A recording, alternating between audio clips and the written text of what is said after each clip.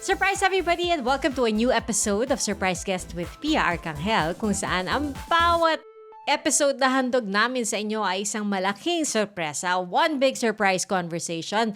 We don't know kung saan mapupunta ang conversation na ito dahil ang guest natin ay isang big surprise. At ako makakatanggap ako ngayon ng mga clues. So baka pwede niyo akong tulungan sa paghula. Unang clue, Jack and Poy, cute boy, Kengkoy. Ay, alam ko na kung sino to. Isa siyang eligible bachelor.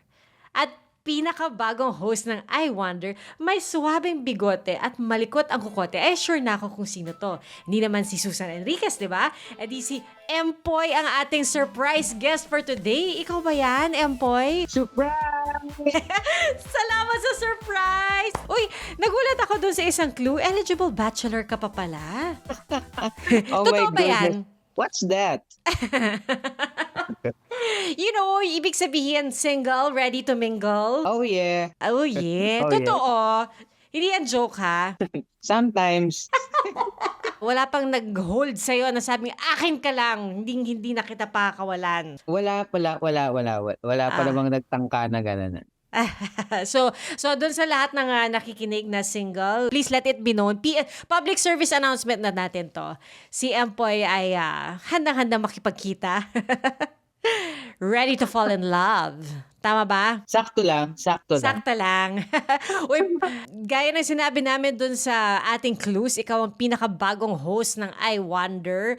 Nakita ko yung nagpunta kayo sa Korea. Kamusta naman yun? Yes, Miss Pia, sobrang masaya kasi first time kong mag-join sa public affairs. Ang kasama ko pa si Miss Susan Enriquez. Nakapunta na ako ng Korea before, pero mga shooting yun, mga taping, shooting, something ganun. Pero ito kasi, new experience for me kasi ang dami naming adventure ni Miss Susan na talagang first time kong ginawa sa tanan ng buhay ko. Talaga? Alin doon yung pinaka tumatak sa'yo? Marami, sobrang tatak lahat. Pero ang dami katulad nung kumain kami ng mga exotic food, rare food, ng mga seafoods na kakaiba na gumagalaw na buhay. Isa na yan. Ay. Tapos yung adventure namin doon sa may sa yate na muntik na akong malaglag dahil sa sobrang likot ko, yung something ganun. Tapos may pa-fireworks pa na ganyan. At ang dami, hindi ko mabilang, sobrang dami naming sinot noon time. Nung sinabi sa'yo na magiging co-host mo si Susan Enriquez, anong reaction mo nun? Kasi syempre, Susan Enriquez yan, di ba? Pag nakikita natin sa TV, laging seryoso.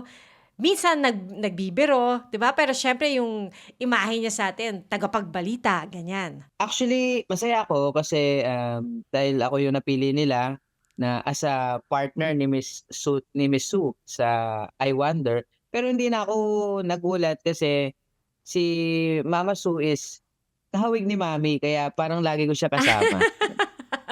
Nasabi mo na ba sa kanya, nakahawig niya mami mo? Hindi nga siya naniniwala sa akin eh. Pero pagka nakita sila, maniniwala siya. So, ibig sabihin, baka may hawig din kayo ni Ate Sue sa isa't isa. Napapagkamalan niya kami kambal. Joke lang. First time mo ba na mag-host ng ganitong klaseng show? Yes, Miss P. Kasi mostly ang mga ginagawa ko, sitcom, movies, mga teleserye, mga kung ano-ano mga show. Pero eto kasi, first time kong, yun nga, adventure na I Wonder, na ito yun mismo at sa public affairs pa ng GMA. Wow. Paano ba nag-umpisa si Empoy sa showbiz? Nag-start ako sa umpisa. In the year of 2003, nanalo ako ng isang contest sa ABS at hindi ko inakala na magtutuloy-tuloy, magdidire-diretso yung career ko at until now is andito ako and magkakwentuhan tayong dalawa. Yan. Actually, Miss P, 21 years. 21 years na ako sa industriya. Imagine, no? 2003. Halos magkasabay rin tayo nag-umpisa kasi ako 2002. Oo. So, Ayun, no? nauna pala ako ng isang taon. Yeah. Oo. Pero ikaw ba, pinangarap mo na maging komedyante or on-cam personality? Artista? Actually, hindi ko pinangarap na na ganun eh. Pero siguro dahil sa nakikita sa akin ng mga classmate ko mula nung elementary, elementary, high school, college, natatawa sila sa akin. I ask myself. Tinanong ko yung sarili ko, ba't sila natatawa lagi sa akin? Pero nung pagharap ko sa salamin, nasagot ko yung tanong ko. Yun na yun, yun basta hindi ko alam kung ano yung nakikita nila sa'kin yung time na yun, eh. Actually, ang susunod ko sana itatanong sa'yo, matagal ka na bang may bigote? Kasi parang yung pagkakakilala ko sa'yo, parang forever ka na may bigote, eh. Yes, oo, matagal na since nung pinanganak ako nung, ano pa lang. Hindi, ano, Paglabas ni ang baby, may bigote na. yeah, may bigote na, yan. Hindi ko alam naging trademark ko na siya, ta's hindi na siya mawala, something gano'n. Pero tini-trim ko naman siya pagka madaling araw, 'pag 2 AM, gano'n. May schedule pala May yan. schedule. Hindi ka na nagtangkang tanggalin ulit yung bigote mo. Talagang minentain mo na. Yes, ano nga, eh, marami na nagtangka na ahitin at tanggalin, pero may mga nanalo at I mean, hindi may palabas ako na dalawa talaga na nagawa ko na wala akong bigote do'n Part ng role, ganon. kaya So, nung nag-umpisa ka sa showbiz, may bigote ka na. konti pa lang, konting-konti pa lang, siguro mga ano pa lang, mga 11.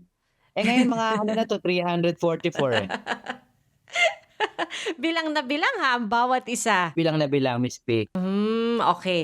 Eh ngayon, 'di ba parang nasusubukan mo na rin yung pag-host ng mga adventure show. Ano mas madali para sa'yo, yung acting na nagpapatawa ka or yung hosting? Acting na nagpapatawa or hosting? Challenge sa'kin yung hosting, nag-e-enjoy ako. Eto kasing acting na nagpapatawa ako parang pang araw-araw na buhay, parang ganyan. Natural lang talaga. Yun, pareho both ko sila love ko sila parehas, yung passion Hmm. passion? Kailan mo ba napansin na parang meron kang talento sa pagpapatawa sa mga tao? Yesterday, Grabe naman, yesterday lang, 20 by plus years ka Beatles. na. Hindi. Hindi, nung ano nga, napansin ko siya nung high school, college na Sa mga 'yan. classmates mo. Sa mga classmates ko, sila na nagsabi sa'kin na parang may something sa'kin. Akala ko kung ano yung something, 'di ba? Mahirap naman yung may something na sasabihin. May something sa'kin na kakaiba na parang meron silang nakikita na humor daw na gano'n. Hindi ko naman napapansin. Kasi ang balak ko lang talaga nun is mag-aral ako ng mabuti, maka-graduate ako, maging summa cum laude ko. Wow, suma. Natupad mo naman yun? Hindi, hindi. Sino nagkumbinsi sa'yo na mag-audition ka para sa noontime show noon? Ang aking mga kaibigan na Hmm. ang nagsali sa'kin sa Mr. Suabe 'yan, 4 yun, eh, si Atan, ayan, si Bitoy, si Mama Melo, tsaka si August. Pinangalanan ko mga taga sa'min yun sa Bulacan, mga kaibigan ko sila, mga Ah, kumpare ko, ayan. Sila talaga yung nag-udyok talaga, wala talaga akong planong sumali ng contest nung time na yon. At, nung time na yun kasi bibili sila ng mga gamit sa Raon, sa may Recto, kasi mga hmm. automotive yun, tas teachers gumagawa ng mga sirang appliances sa school. Sabi nila isasabay na nila ako papunta sa Studio. audition ng Mr. Suabe. Nung una pa nga, dun kami napunta sa GMA, kasi hindi namin alam may papunta sa ABS. Tinuro pa ng gwardiya ng GMA yung papunta sa ABS-CBN that time. Hindi ko makalimutan yun. Akalain mo yon at ngayon ikaw ay nasa GMA. Yes, oo nga, tama ka naman. Yeah. Ano, college ka ba nun or nagtatrabaho ka na ba nun nung ikaw ay nag-audition? Actually, ano siya, kakatapos ko lang mag-work sa convenience store. Mhm. And then nag-ano rin ako, staff ako ng college ko sa school ng ano, dito sa norte, sa Bulacan. Anong naging course mo? Mass communication, yun ako. Okay. Oh, so may konting ano pa, may parang konting hilig na talaga sa media or sa industriya, 'di ba? Kung 'yun ang naging course mo. Yes, Miss P, ang pangarap ko talaga before, gusto ko talagang maging DJ ng radio station. Na FM, ganyan, yung nagpapatugtog ng music? Yes, FM. Ang lagi ko pinapakinggan dati is yung NU 107. NU 107. Bagets. Matagal. Oo. Yes, yun talaga dati. Oo, mga Yun. rock. Mga rock songs, ganyan. Gusto mo na maging DJ noon pa lang, kaya ka nag-Mascom. Yes. Naalala mo pa ba kung anong ginawa mo sa cash prize mo nung nanalo ka dun sa contest? May cash prize yon? Natandaan ko na ang cash prize ay pinambili ko siyang cellphone. Wow, ganun kalaki And yung cash then, prize. pinambili ko siyang cellphone para meron akong pang-contact sa mga kaibigan, sa family, tsaka sa mga kaibigan. And then, tinrate ko yung family ko tsaka yung mga kaibigan ko nung nanalo ako. Wow. Yung mga Tapos, yung mga naghatid sa'yo bago sila yes, pumunta ng Raon. yes, sila. Ang sweet naman. Nung time na yun, wala ka pang cellphone? Wala talaga. Hindi ako mahilig sa mga cellphone, mga ganun. Gusto ko magka-phone nung time na yun. Kasi parang kinukutuban ako na papapasok ako sa industriya, something. Yun na nga nangyari. Kailangan Okay. meron kang contact, di ba? Oo. Para ma-text ka, di ba? Para may show, Yes. may racket dito, may racket dyan. So, nung pumasok ka na ng showbiz, sumubok ka ba ng mga behind the camera, ganyan? Yung mga, halimbawa, maging writer, maging director, producer. Tinitingnan ko na sila, nag-observe ako kung ano yung work nito, yung researcher, yung scriptwriter, or yung director, or producer, or yung AD, or yung director. Tinitingnan ko lang kung paano silang kumikilos sa loob Mhm. ng studios. Sabi ko, ang hirap pala kasi sila yung ngarag di ba? Yun Oo. sa ganun. Sila yung ngarag, lalo na especially yung mga art dep, yan, mga ganyan. Sila yung unang dumarating sa set, pero sila din yung huling aalis. Kaya sabi ko, ang swerte ko na pala, Lord, dahil ito yung naging work ko. Pero kung susubukan yung mga ganon, why not, di ba? Na Mm. pwede naman. As in, pwede kang mag-direct, di ba? Minsan naiisipan ko siya ng mga gano'n, pero pagka napapagtripan ko lang talaga na parang music videos, may mga ginagawa akong gano'n. Kumakanta ka rin ba? Yes, I have a band.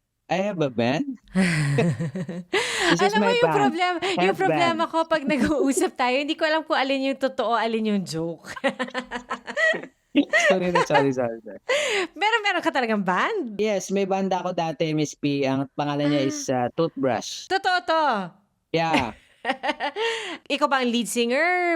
Ikaw bukalista, drummer, gitarista? Ako lead singer. Actually, dalawa yung banda ko. Marami akong naging banda, sobra. Siguro mga 344 naging banda ko. Pero ang naging banda ko dyan yung Atari Teenage Riot at saka yung Toothbrush. Yeah. Ooh, ano yung genre ninyo? So, mahilig ka pa talaga sa music. Yes, college Ah, rock. Mga college rock. kaya pala gusto mo rin maging DJ. Yes, nung time na yun, sobrang 90s, ayan. Ikaw lang ba sa pamilya mo ang gustong mag-showbiz? Yes, Miss P, parang ako lang ang ganito yung mukha Patingin nga na family picture. Pero ilan ba kayo magkakapatid? 47. Grabe naman yung 47. Kawawa naman si Mommy. Hindi, 7 kami lahat Wow, na pang ilan magkakapatid. ka? Panganay ako. Ikaw pala si Kuya. So, Yeah. paano mo ilalarawan sa amin yung growing up years mo bilang kuya, tapos 7 kayong magkakapatid? Ikaw ba yung parang striktong kuya na, uy, sabi ni Mommy, maghugas tayo ng pinggan. Kailangan natin maghugas ng pinggan. Or, hindi, sige, laro lang kayo dyan. Siguro nung bata ako, Miss P, ganun ako, palamando ako sa kanila. Pero which is in the good way na meron silang matututunan sa kuya nila. Pero Mhm. nung lumalaki na, natutuwa ako kasi yung mga kinagisnan ko noon, yung mga pagiging masipag ko noon, namamana nila lahat. At di na Mm. sila kailangan utusan pa ng parents namin. Sila na kusang gumagawa. Okay din yun ha. So, ang tawag nila sa'yo, kuya? Yes. Kuya Empoy? Empoy ba talagang tawag sa'yo sa bahay? Mhm. Ang pangalan ko talaga is Stay updated with Nelson Canlas, Nabasted ka na ba? No? Oh, ako with confidence ha. the online source for anything showbiz. Teka muna Ray ha, meron akong sorpresa sa iyo. Hello? Ay! The latest celebrity news bago pa kumalat para sa ating mga updaters. 7 months mo kinimkim ito. Bakit ngayon mo lang nailabas? Aga kong biyak. Pakitanong po kung ang reason ng breakup ni Carla. Wow, talagang diretso ha. Ipagpatuloy mo yung prinsipyo na sa gagawin mo, huwag kang manakit, be fair and be grateful. Updated with Nelson Canlas.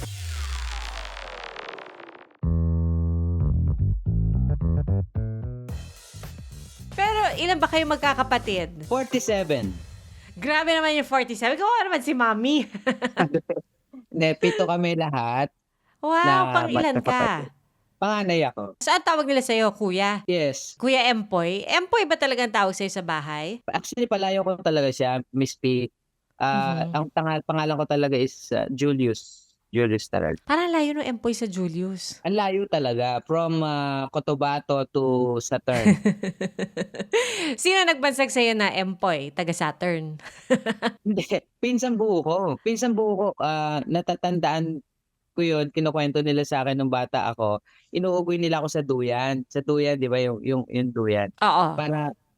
Umiiyak daw ako sa duyan. Pinapatahan ako. Okay. Nung dinuyan niya ako, tapos nalaglag ako pala. Yung pala, nalaglag ako sa duyan. Tapos, iyak ako na iyak. Tapos sabi niya, tahan na, Empoy, tahan na. Tapos ngayon, nagkagulo doon sa bahay, sa may bahay namin sa Calderon Street, matandang bahay. And then, sabi ko ngayon, bakit tahan na, Empoy, tahan na yung tawag, gano'n. Nung time na yon, may movie si Sir Nino Mulak na ang title is Tahan na, Empoy, Tahan na. Mula noon, Empoy na talagang tawag sa'yo ng lahat. Yes. Okay. Mula nung bata pa ako. May question ako kasi 'di ba syempre sa TV, sa trabaho, lagi kang nagpapatawa. Pero ano nagpapatawa sa iyo?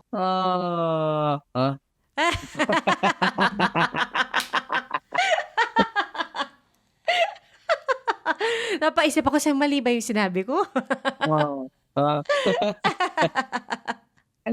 Ako, ang nagpapasaya naman sa akin, yung makita ko yung paligid ko at yung family ko tsaka lahat mo ng mga fans na masaya sila sa mga ginagawa ko sa industriya, yung pagiging komedyante ko, yung pagpapasaya ko. Yung makita ko lang yung mga ngiti nila, masaya na ako doon. Okay ako doon. Ano man naman ang nagpapalungkot or nagpapaiyak sa'yo? Naiyak ka ba sa mga sad movie, ganyan? Meron, oo, Miss Pia. Meron. Mahilig din ako manood ng mga movies. Nakakatawa ako umiyak kasi nga hindi ko pinapahalata talaga. Marami ng movies na nakapagpaiyak din sa akin. Talaga? Mahilig ka sa mga Korean or Hollywood? Cartoons, SpongeBob, sobrang iyak ako na iyak diyan. Basta mga may istorya talaga na alam mo yung may kurot sa dibdib, talagang hindi mo mapipigilan yan. Gines namin nun si Alessandra De Rossi. Tapos, kwento ko sa kanya, yung kita-kita, tagal-tagal ko hinihintay na papanood yon. Kasi, syempre, abangan ko, diba? Tapos, papanoorin ko na sana. Tapos, kwento sa akin ni Igan kung ano nangyari sa ending bago ko napanood. So, sabi ko, hanggang hindi ko pa siya napapanood. Ito, nag-guest na si Alex dito? Yes, nag-guest na siya. Oo. Tapos kuneto niya yung work ninyo together. Syempre enjoy din siya, 'di ba? Hindi ka ba nahihirapan magdrama? Sakto lang. Sakto lang siya. Challenge siya sa akin nung una Kasi ewan ko rin eh. Ang dami kong naka-eksena talaga na sobrang ang dami namin take. Kasi hindi nila kaya yung pagmumukha ko kapag umiiyak na ako. Hindi ko alam. Yung seryoso na yung linyahan na ganyan. Oo, pero natatawa pa rin sila. Natatawa pa rin sila. Sabi ko, basta natatawa ako kasi nga mga batikang aktor pa yun, mga something ganyan. Nakakatawa sila. Tapos napapatawa mo sila. Yun. Naku, Empoy. So para sa'yo, sakto lang yung comedy, sakto lang yung drama, sakto lang yung pag-host. Yung pagbabalita kaya, na-try mo na? Pagbabalita, hindi ko pa na-try yan. Yan pa Kasi hindi yun ko talaga, na-try. seryoso, di ba? Dapat pala sabihin ko kay Ate Sue, yun ang challenge niya para sa'yo. Gawa ka ng kailangan mo magbalita. Wala kaya sa akin mga tao pag nagbabalita ako yan sa 24 oras, gano'n na. Oo. Diba? Narito na, pinakahuling balita hatid ni Empoy Marquez. Empoy? Yung pala natatawa na ako. Para baka ilipat yung channel ng mga tao. Na-imagine ko. Hindi, ma-enjoy sila. Parang iba kasi yung dating, di ba? Oo, Kaya iba talaga. Kailangan nakakurbata ka doon, di ba? Yes, parang si Igan, gano'n. Oo, ganon. Minsan ba, nafe-feel mo na parang pressured ka magpatawa ng tao kasi pag na-meet ka nila, gusto nila, tawa lang sila ng tawa kapag ikaw ang kausap nila. Meron, may ganyan, Miss P. Akala nila robot ako. Pero naramdaman ko yung medyo tumatagal na kailangan ko pala matulog 'pag wala ako sa eksena. Para paggising Hmm. ko, meron ako energy, 'di ba? Oo. Oo nga, parang ibang klaseng energy ang kailangan kapag, nagpapatawa, eh, 'no? Yes, tama. Sabi nila ano, yung mga komedyante madalas seryoso sa totoong buhay, gano'n ka ba? Totoo 'yan, totoo 'yan. Sa Mm. totoong buhay, in real life talaga. Meron akong side na gano'n na gusto kong minsan na mag-isa, gusto ko lang magbisikleta, gusto ko lang basa ng libro somewhere sa bukid o ganyan o something bundok o saan man ako pumunta, something ganyan. Tapos Hmm. hindi ko alam kung anong tawag dun, parang kailangan ko yun, nakaka-recharge ako sa gano'n. And Ah, then kapagka magba-back to work na siyempre kailangan kong yun na ulit, ang dami ng tao ulit, mm. okey naman ako. Oh, laki ka ba sa probinsya? Yes, sa province. So sa Dito sa Bulacan, sa Baliwag, Bulacan. may question ako, paano mo ikukumpara si Empoy ngayong 2024 kay Empoy nung 2003 na baguhan pa lang? Malaki na bang pinagbago? Paano ba? Wait lang. Pogi pa rin, 'di ba? Siyempre una-una pogi pa rin. Kailangan yun na stay young ka lagi 'di Oo. ba? Kahit na ilang years na yung lumipas kailangan naalagaan mo talaga yung skin mo. Wow, yan nga. Nagbago? Wala, eh. Wala akong makita mo ganito pa rin mukha ko pero pag sinearch mo Miss P, ganito pa rin pagmumukha ko. Siguro yung Ah. amoy ng paa ko, 'yan. Hindi, joke lang, Mas joke. mabango ba ngayon o noon? Oh, yes. Pero Both. kumbaga ano, mas adventurous ka ba noon kaysa ngayon? Mas willing kang sumubok ng iba't ibang bagay noon kaysa ngayon? Ano na ako ngayon, ang tawag dun, yung matapang na hiya ako ngayon. Dati kasi nahihiya pa ako dati siyempre 'pag umpisa ka 'di ba Miss P, nahihiya ka. Oo, ngayon wala Confident, na. tama. Tama ba? Confident. Yes, Yeah, tama. Yun talaga yung confident. word para do'n, mas confident ka na ngayon. Confidence na ako ngayon. Sa putong ito, Empoy, sa career, Yeah. meron ka pa bang mga nais subukan sa career? Actually marami pa ako Miss P na gusto ko i-explore at, isa rin yung sinabi mo malay mo 'di ba next time i-guest niyo ako magbalita ako diyan 'di ba naman? Marami puwedeng subukan, 'no, na hindi ko pa na-experience na siguro masarap lang na pagka nagawa ko. Oo, sabihin mo sa'min yung mga gusto mong next time 'pag nagawa mo na yung mga, "Uy, naisip ko lang 'to dati nung nagpapa-interview ako sa inyo, eh, ta's ngayon ginagawa ko na." 'Di ba? Sige Oo, next sabihin mo time, next sa'min, time. ha. Uy, pero hindi, Empoy, nakakatuwa kasi na makita yung, in a span of 20 years, ang dami mo nang nagawa ta's ang layo na ng napuntahan mo mula sa pagsali sa contest hanggang sa, pagbida sa, mga pelikula, sa mga TV show, ngayon nagho-host ka na ng isang magazine show tulad ng I Wonder. Ano ang, mensahe mo kumbaga sa sarili mo? Ano gusto mo sabihin sa sarili mo?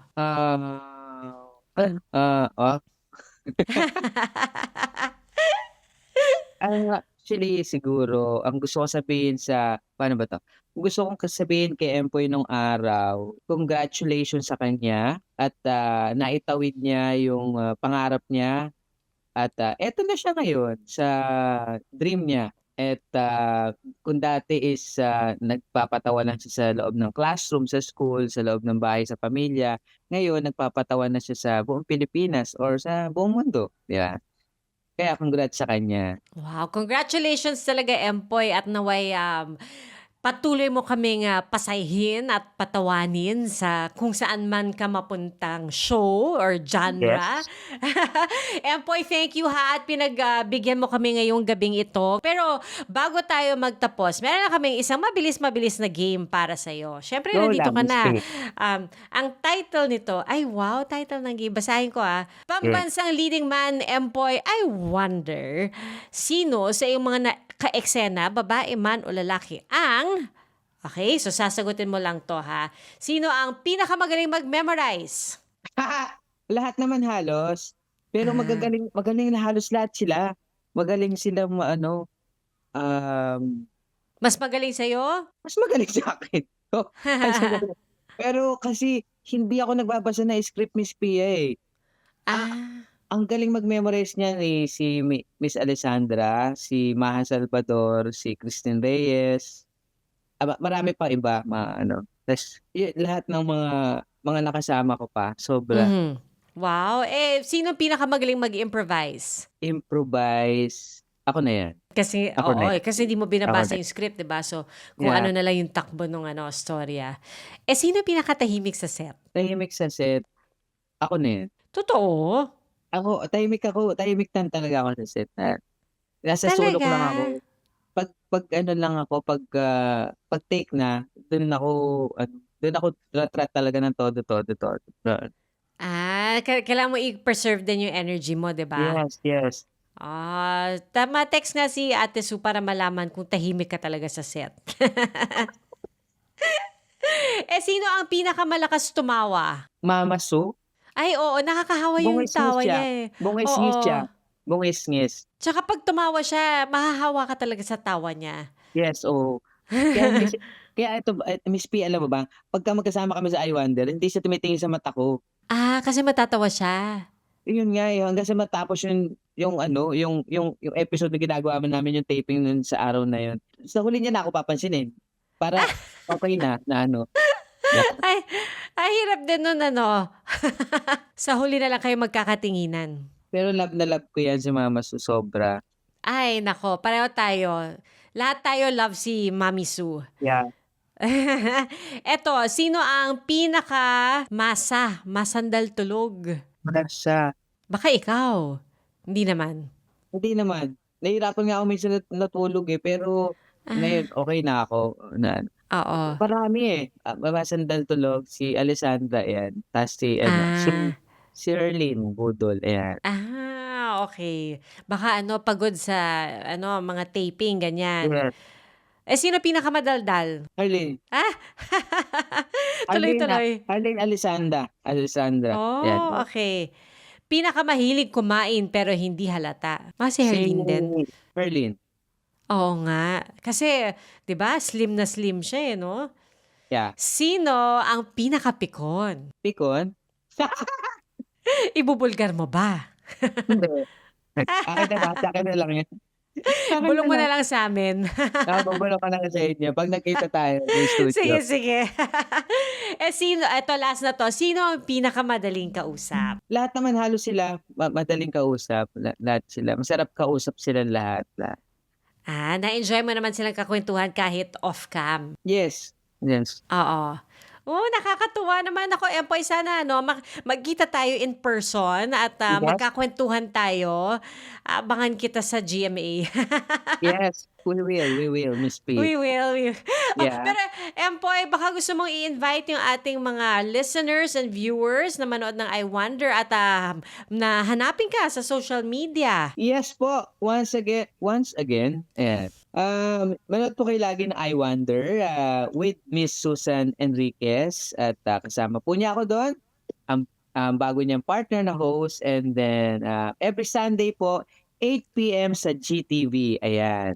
At sa aking social media, follow niyo po ako sa aking Instagram, Empoy, at sa aking Facebook, Empoy Marquez, and Twitter, wala po ako noon. Tapos yung Friendster ko po, nakalimutan ko yung password. Okay? Thank you.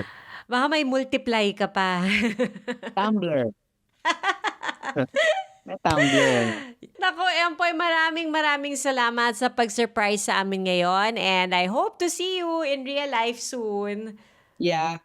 Miss P, salamat. Thank you. Salamat po. Thank you, you. Empoy. Viewers.